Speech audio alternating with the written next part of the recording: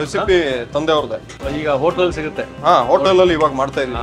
ಪ್ರತಿದಿನನೂ ಸಿಗುತ್ತೆ ಸರ್. ಬಂದ್ಬಿಡ್ತು ಬಂದೇ ಬಿಡ್ತು. ಹೌದು.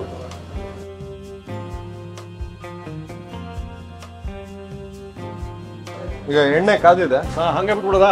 ಇದನ್ನ ಹೀಗೆ ಬಿಡೋದು.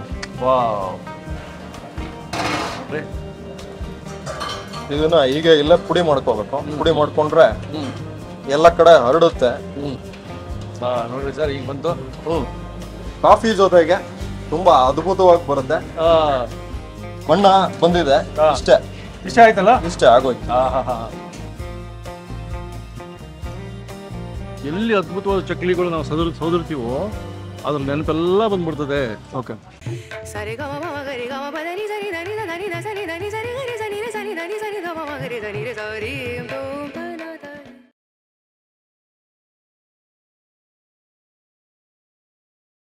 ವೀಕ್ಷಕರೇ ನಮಸ್ಕಾರ.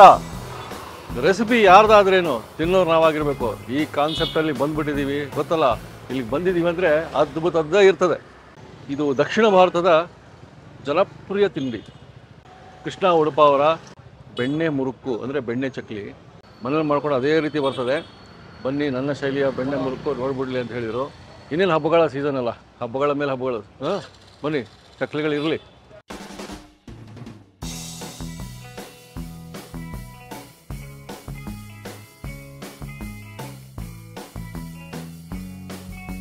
ಸರ್ ನಮಸ್ಕಾರ. ನಮಸ್ಕಾರ ಸರ್. ಬೆಣ್ಣೆ ಮುರುಕು ಅಂತ ಹೇಳಿದಂತ ಕೈಲೇ ಇಟ್ಕೊಂಡ್ಬಿಟ್ಟಿದ್ದಾರೆ ನೋಡಿ. ಸರ್, ಇದೇ ಬೆಣ್ಣೆ ಮುರುಕು ಜೊತೆ ಮಾಡ್ತಿರೋದು? ಹೌದು. ಏನು ಸರ್ ಕ್ರಿಸ್ಪಿ ಆಗಿ. ಲಾಸ್ಟ್ ಟೈಮ್ ಟೇಸ್ಟ್ ಮಾಡಿದ್ದೆ. ಇದು ಯಾವಾಗ ರೆಸಿಪಿ ಸಿಗುತ್ತೆ ಅನ್ಕೊಂಡಿದ್ವಿ ನಾವು. ನೀವೇ ಕರೆದು ಬಿಟ್ರಿ. ಹೌದು. ಇಲ್ಲಿ ರೆಗ್ಯುಲರ್ ಸಿಗುತ್ತೆ ಇದು? ಇವಾಗ ರೆಗ್ಯುಲರ್ ಆಗಿ ನಾನೇ ಮಾಡ್ತಾ ಇದ್ದೀನಿ ರೆಸಿಪಿನ.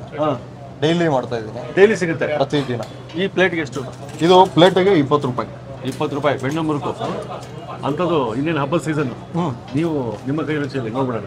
ಖಂಡಿತ ಬನ್ನಿ. ಬನ್ನಿ ಬನ್ನಿ ಬನ್ನಿ.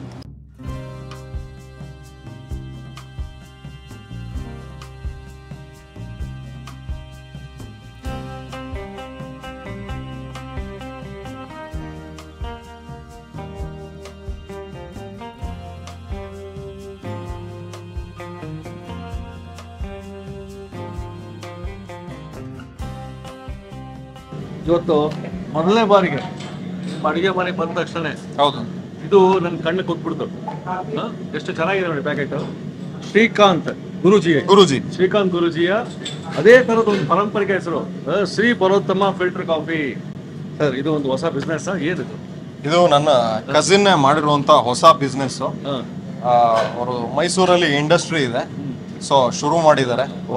ತಮ್ಮೆಲ್ಲರ ಬೆಂಬಲ ಬೇಕು ಇದಕ್ಕೆ. ಇದ್ರ ಫ್ಲೇವರ್ ಮಾತ್ರ ತುಂಬಾ ಅದ್ಭುತವಾಗಿದೆ. ನೋಡಿ, ಇಲ್ಲಿ ಗುರುವಾಣಿ ಕೂಡ ಇದೆ. ಗುರು ಅಂದ್ರೆ ಏನು? Guru means knowledge, light, the one who shows the way, but the one who has to walk is a disciple. ನಾವೆಲ್ಲ ಡಿಸೈಪಲ್ಸ್. ಅದ್ಭುತವಾದ ಕಾಫಿ ಅಂತ ಇದ್ರ ಬಗ್ಗೆ ಮತ್ತೆ ಮುಂದೆ ಮಾತಾಡೋಣ. ಸರ್, ಇವಾಗ ನಾವು ಮಾಡ್ತಿರೋ ಮುರುಕು ಶುರು ಮಾಡೋಣ. ವಿಶೇಷವಾದ ಬೆಣ್ಣೆ ಮುರುಕು ರೆಸಿಪಿನ ತೋರಿಸ್ತೀನಿ ಅಂತ ಹೇಳಿದ್ದೆ. ಈ ಬೆಣ್ಣೆ ಮುರುಕು ರೆಸಿಪಿ ಮಾಡೋದಕ್ಕೆ ಬೇಕಾಗಿರುವ ಸಾಮಗ್ರಿಗಳು ಈ ಒಂದು ಲೋಟ ಇದೆಯಲ್ಲ, ಈ ಅಳತೆಯಲ್ಲೇ ಪ್ರತಿಯೊಂದು ತಗೊಂಡಿರೋದು. 1 ಲೋಟ ಹುರ್ಗಡ್ಲೆ, 1 ಲೋಟ ಅವಲಕ್ಕಿ, 2 ಲೋಟ ಅಕ್ಕಿ. ಇದರಲ್ಲಿ ಅಕ್ಕಿಲಿ ನೀವು ಸೋನಾ ಮಸೂರಿ ಯೂಸ್ ಮಾಡಬೇಕು ಅಂತ ಏನೂ ಇಲ್ಲ. ದೋಸೆ ಅಕ್ಕಿ ಬರುತ್ತಲ್ಲ, ಅದನ್ನೇ ಯೂಸ್ ಮಾಡ್ಬೋದು. ಆಮೇಲೆ 1/4 ಲೋಟದಿಂದ ಅರ್ಧ ಲೋಟ ಆಗುವಷ್ಟು ಉದ್ದಿನ ಕಾಳು. ಇವಾಗ ಇದನ್ನ ನಾವು ರೋಸ್ಟ್ ಮಾಡ್ಕೊಂಡ್ಬಿಡೋಣ. ಬಾಣಲಿಗೆ ಸ್ವಲ್ಪ ಎಣ್ಣೆ. ಮೊದಲನೇದಾಗಿ ಉದ್ದಿನ ಕಾಳು ಸ್ವಲ್ಪ ಬ್ರೌನ್ ಆಗಬೇಕು. ಅಲ್ಲಿವರೆಗೆ ಇದನ್ನ ಹಾಗೆ ರೋಸ್ಟ್ ಮಾಡಬೇಕಾಗುತ್ತೆ.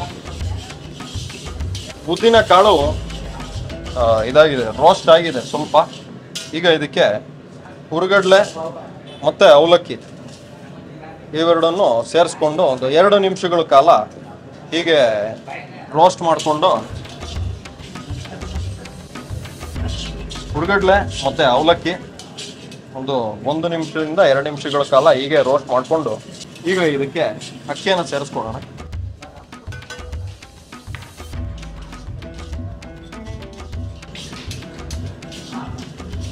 ವೀಕ್ಷಕರೇ ಎಲ್ಲ ಅಳತೆ ಹೇಳ್ಬಿಟ್ಟಿದ್ದೀವಿ. ಪರ್ಫೆಕ್ಟ್ ಆಗಿರೋ ಅಳತೆ. ಹೌದು, ಎಲ್ಲರೂ ಕೇಳ್ತಾ ಇದ್ರಿ ನಮಗೆ ಗ್ಲಾಸ್ ಲೆಕ್ಕ ಅಥವಾ ಲೋಟ ಲೆಕ್ಕದಲ್ಲಿ ಹೇಳಿ ಅಂತ.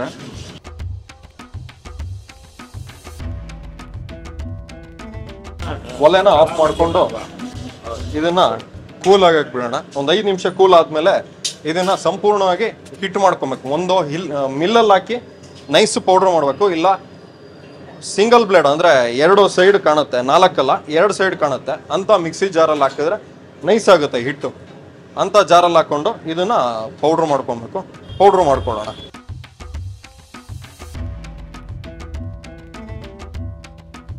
ಮನೆ ಇರೋದ್ಬಿಟ್ಟ ಸೊ ಐಟಮ್ಸ್ ಭಾಳ ಚೆನ್ನಾಗಿರುತ್ತೆ. ಅವಲಕ್ಕಿ ಉಪ್ಪಿಟ್ಟು, ಆಮೇಲೆ ಉಪ್ಪಿಟ್ಟು ಎಲ್ಲ ಟ್ರೈ ಮಾಡಿದ್ದೀವಿ. ಈ ಕೃಷ್ಣ ಹುಡುಗ ತುಂಬ ಒಳ್ಳೆ ಹುಡುಗ. ಜೊತೆಗೆ ತುಂಬ ವರ್ಷದಿಂದನೂ ನೋಡಿದ್ದೀವಿ. ಮತ್ತೆ ಸಂಜೆ ಆದರೆ ಉಪ್ಪಿಟ್ಟು ತುಂಬ ಚೆನ್ನಾಗಿ ಮಾಡ್ತಾರೆ. ಬಿಸಿ ಬಿಸಿ ಸಿಗುತ್ತೆ, 2-3 ಸಲ ಮಾಡ್ತಾರೆ. ಮತ್ತು ತಿಂಡಿಗಳು ಚೆನ್ನಾಗಿದೆ.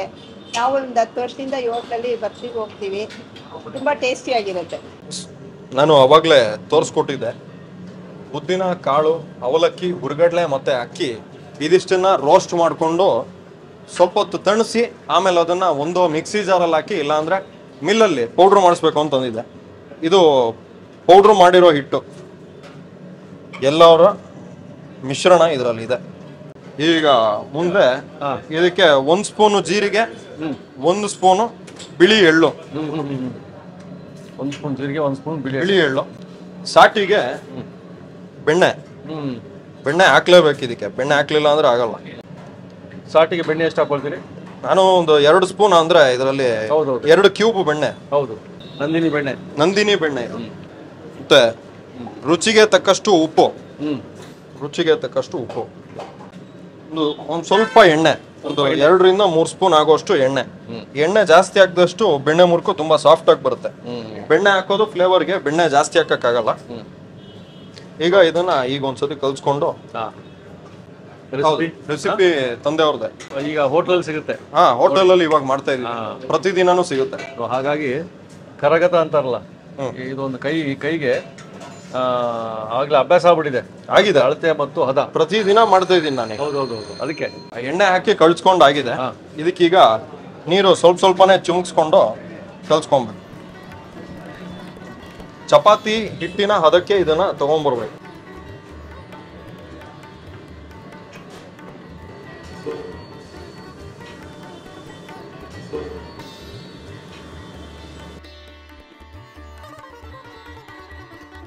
ಹದ ಬಂತು. ಈ ತರ ಮಾಡೋದೇ ಬಹಳ ಇಂಪಾರ್ಟೆಂಟ್. ಹೌದು, ಇದು ಚೆನ್ನಾಗಿ ನಾದಬೇಕು. ಹೌದು, ಸುಮಾರು ಈಗಾಗಲೇ ಒಂದು 5-10 ನಿಮಿಷ ಆಯ್ತು ನೀವು ಮಾಡೋದು.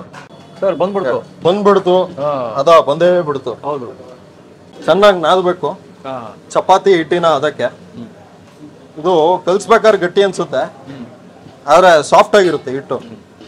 ಕಾಯ್ತು ಟಿಫನ್ ರೂಮ್ ಶೈಲಿಯ ಮುರುಕು, ಬೆಣ್ಣೆ ಮುರುಕು ಬಂತು ಇವತ್ತು. ನಾದೋ ಪ್ರಕ್ರಿಯೆ ಮುಗಿದಿದೆ. ಈಗ ಏನಿದ್ರು ಎಣ್ಣೆಗೆ ಹಾಕೋದು, ಫ್ರೈ ಮಾಡೋದು, ಕ್ರಿಸ್ಪಿ ಆಗಿರೋ ಬೆಣ್ಣೆ ಮುರ್ಕು ತಿಂತಾ ಇರೋದೆ ಅಷ್ಟೇ. ರೆಡಿ ಇದೆಯಲ್ಲ? ಎಸ್, ಶುರು ಮಾಡೋಣ ಸರ್.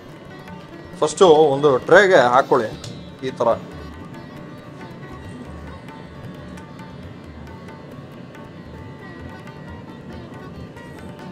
ಏನು ಶೇಪು ಬೇಡ, ಏನು ಬೇಡ, ಹಂಗೆ ಡೈರೆಕ್ಟಾಗಿ ಹಾಕೊಂಡ್ರೆ ಆಯ್ತು.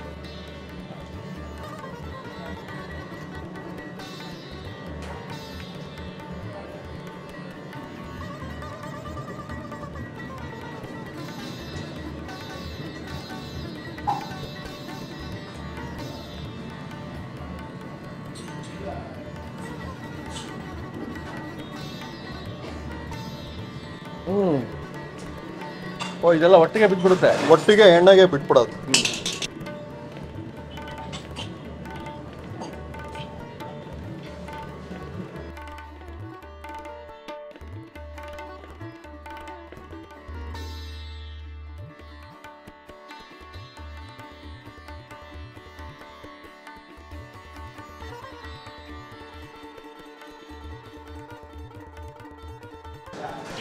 ಈಗ ಎಣ್ಣೆ ಕಾದಿದೆ, ಹಂಗೆ ಬಿಟ್ಬಿಡೋದಾ?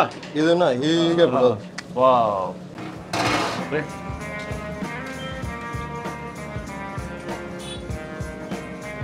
ಸೊ ಈ ತರದ್ದೇ ಎಲ್ಲ ಮಾಡ್ತಾ ಇರ್ತೀರಾ? ಹೌದು.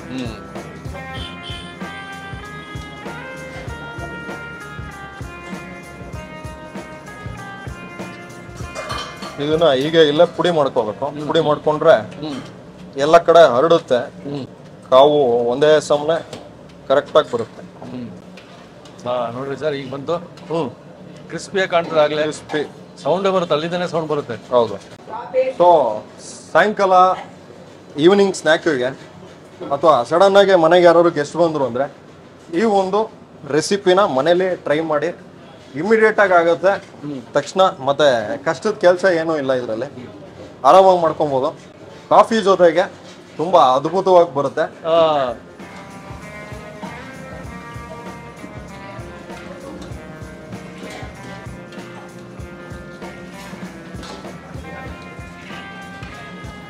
ಬಣ್ಣ ಬಂದಿದೆ. ಇಷ್ಟ ಆಯ್ತಲ್ಲ? ಇಷ್ಟೇ ಆಗೋಯ್ತು. Ready to serve Shrikrishna Udupa ಶೈಲಿಯ ಬೆಣ್ಣೆ ಮುರುಕು.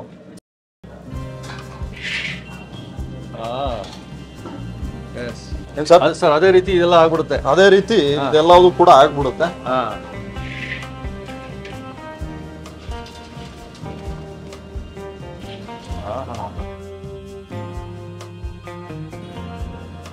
ಸ್ವಾದಿಷ್ಟ, ರುಚಿಕರವಾದ, ಉತ್ತಮದಲ್ಲಿ ಉತ್ತಮವಾದ ಪರ್ವತಮ್ಮ ಕಾಫಿಯೊಂದಿಗೆ ಶ್ರೀ ಕೃಷ್ಣ ಉಡುಪ ಅವರ ಬೆಣ್ಣೆ ಮುರುಕು ಸವಿಯೋದನ್ನ ಮರಿಬೇಡಿ. ಎಸ್,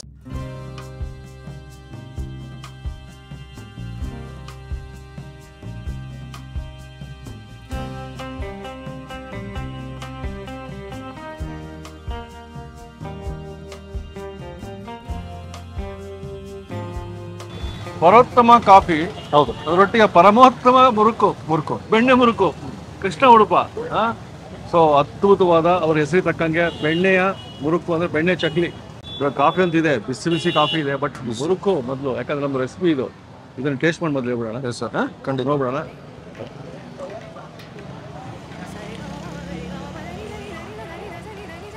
ಹೌದು, ಎಲ್ಲೋ ಸವಿದ ನೆನಪು. ನಮಗೆ ಎಲ್ಲೋ ಕೂತ್ಕೊಂಡು ನಮ್ಮ ಬಾಲ್ಯ ಜೀವನದಿಂದ ಇಲ್ಲಿಯವರೆಗೆ ಎಲ್ಲಿ ಅದ್ಭುತವಾದ ಚಕ್ಲಿಗಳು ನಾವು ಸೋದಿರ್ತೀವೋ ಅದ್ರ ನೆನಪೆಲ್ಲ ಬಂದ್ಬಿಡ್ತದೆ. ಓಕೆ, ಈ ಸಣ್ಣ ವಯಸ್ಸಿಗೆ ನೀವು ಇಷ್ಟು ಅದ್ಭುತವಾದ ಅಜ್ಜಿ ಮುತ್ತಜ್ಜಿ ಮಾಡುವ ಚಕ್ಲಿ ಕೊಟ್ಬಿಟ್ರು. ಆಹಾ, ಏನ್ರಿ ಇದು, ಕರಂ ಕುರಂ, ಕ್ರಿಸ್ಪಿ, ಟೇಸ್ಟಿ ಬೆಣ್ಣೆ ಮುರುಕು, ಬೆಣ್ಣೆ ಚಕ್ಲಿ. ಆಹಾ, ಕಾಫಿ ಪರಮೋತ್ತಮ. ಆಹಾ, ಪರಮೋತ್ತಮ, ಪರ್ವತಮ್ಮ ಕಾಫಿ, ಪರೋತ್ತಮ ಕಾಫಿ, ಪರಮೋತ್ತಮ ಚಕ್ಲಿ, ಬೆಣ್ಣೆ ಮುರುಕು, ಪರಮೋತ್ತಮ. ಪರಮೋತ್ತಮ ಸ್ಕ್ವೇರ್. ಸರ್, ಈ ಕಾಫಿ ಬಿಡಲ್ಲ ನಾವು, ಯಾಕಂದ್ರೆ ಇದು ಮುರುಕು ಮಾಡ್ಕೊಂಡಾಗ ಇದು ಮನೆಗಿರ್ಬೇಕಲ್ಲ, ಇರಲೇಬೇಕು ಸರ್.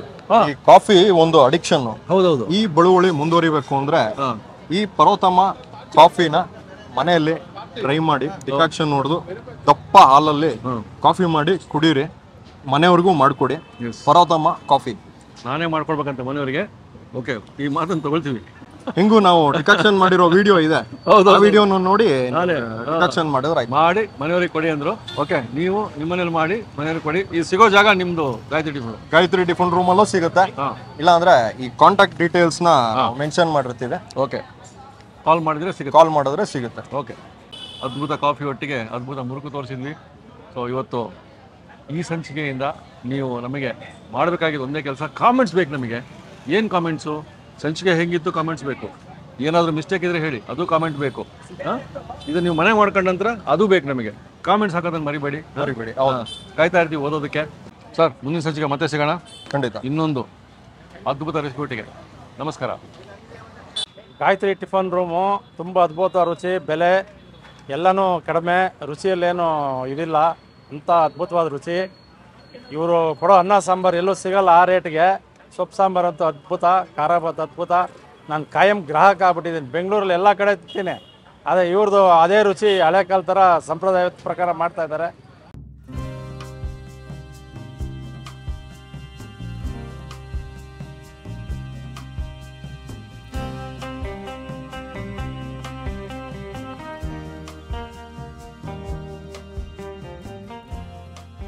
ಇನ್ನೂ ಅನೇಕ ಸ್ವಾದಿಷ್ಟ ರೆಸಿಪಿಗಳಿಗಾಗಿ ಸಬ್ಸ್ಕ್ರೈಬ್ ಮಾಡುವುದನ್ನು ಮರೆಯಬೇಡಿ.